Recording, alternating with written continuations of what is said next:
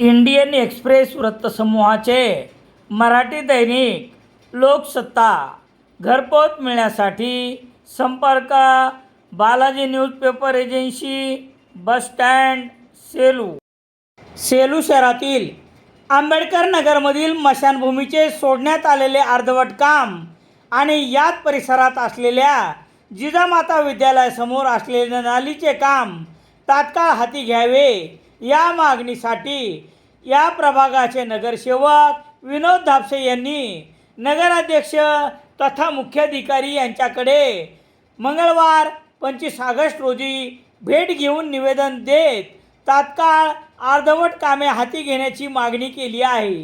तसेच दिलेल्या निवेदनात नगरसेवक विनोद धापसे यांनी आंबेडकर नगर येथे लोकशाहीर अण्णाभाऊ साठे योजनेअंतर्गत स्मशानभूमीच्या विकासासाठी 25 लाख रुपयाचा निधी प्राप्त असताना ही कामे अर्धवट ठेवण्यात आली आहेत।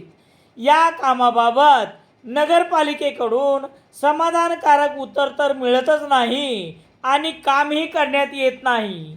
म्हणून मंगळवार 25 ऑगस्ट रोजी निवेदन देऊन तात्काळ काम हाती घेण्याची मागणी केली आहे।